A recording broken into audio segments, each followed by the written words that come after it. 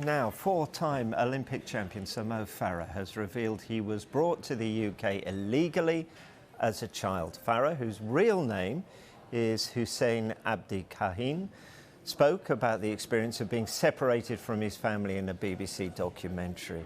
You can watch the real Mo Farah from 6 a.m. tomorrow on the iPlayer, 9 p.m. on BBC One.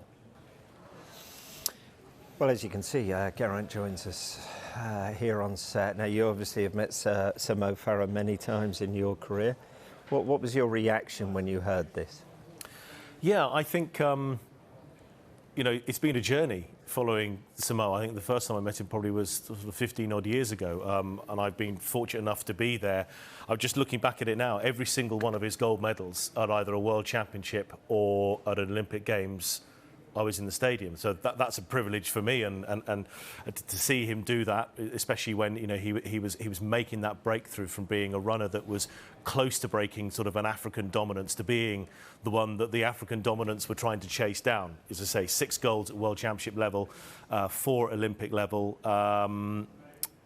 Yeah, you think you know as much about him. And listen, there was, throughout his career, there's been some controversies which have followed him, and they've come to their conclusion. He's explained them. So as he's now sort of very much in the autumn of his career, he's not racing on the track anymore. I think he's going to have a look at having a go sort of in London later this year.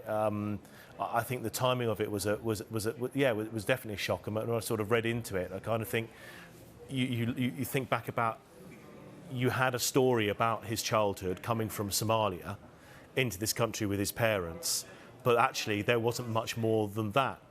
We weren't delving deep into tell us more about your parents, tell us more about your childhood. That didn't happen because there's so much else to talk about. And also, what is proven to be in the documentary will show this inspirational figure of a man called Alan Watkinson, who was Sir Mo's PE teacher when he first went to school. He only enrolled in school when he was 12.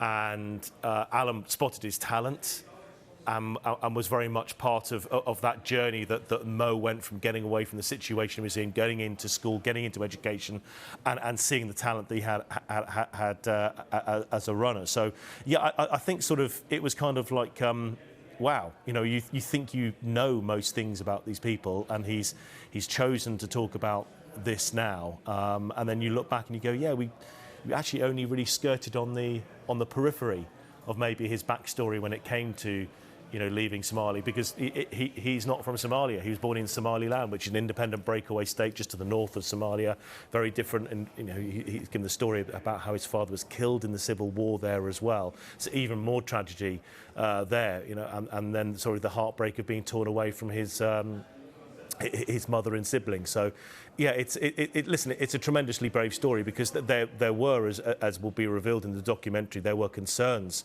that he had about revealing this, because he is a British citizen.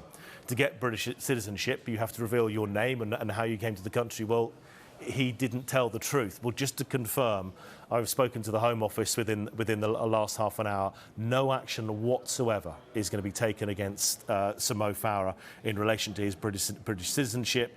The rules are actually quite clear, because Sir Mo was trafficked here as a child, and a child cannot be complicit in that. I'm just going to read very, very briefly, Rob, the statement from the Home Office. I spoke to one of the people there that ran me through it, and it's to suggest otherwise, that any action would be taken against Sir Mo is completely wrong. That's the stance they've had. But in terms of, they want to make it clear that a child is not complicit in gaining citizenship by deception. If a person was a child at the time of fraud, false representation, or concealment of material fact was perpetrated that led to citizenship, the caseworkers assume that they were not complicit in any deception by their parent or guardians. This is no special case for Sir Mo Farah. These are the rules. He was trafficked here illegally as a child. He was not complicit in that. So absolutely no action. I think it's revealed in the documentary, but obviously you've got to make your own checks through the Home Office as well. But that was a huge concern for him as well, and maybe some relief and some solace as well is maybe the reaction to that. Now a few sort of clips have been revealed from the documentary. So that part of his life is not impacted by this. I can't think of a reason why, but will his athletics legacy be impacted by this? It can't be, because look at the journey he had. He came here as a youngster, and his talent was spotted within the school system here in the UK. I mentioned that PE teacher, Alan Watkinson, who just wasn't a flash in the pan. He stayed with him. They've stayed friends throughout. I think the last time I saw Alan, Mo was with him at a function. So the two, have been lifelong friends. And as I mentioned there, he's won 4 Olympic gold medals, 6 World Championship golds at 5,000 and 10,000 metres. He had a domination which began at the Daegu World Championships in South Korea back in 2011 through to the London 2017 World Championships as well, with the Olympics interspersed at London and Rio as well. He was untouchable.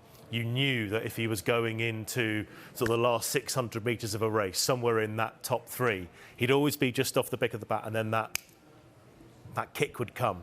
The Mo kick, which he worked on for years because he didn't have it in his earlier part of his career. He worked so hard, got that kick so he was able, over whether it be 600 metres out, 400, 200, or even coming down the back straight. He had that sprint to beat, the African dominants, Kenyans, Ethiopians, who were the masters of completing either the long distance races as well.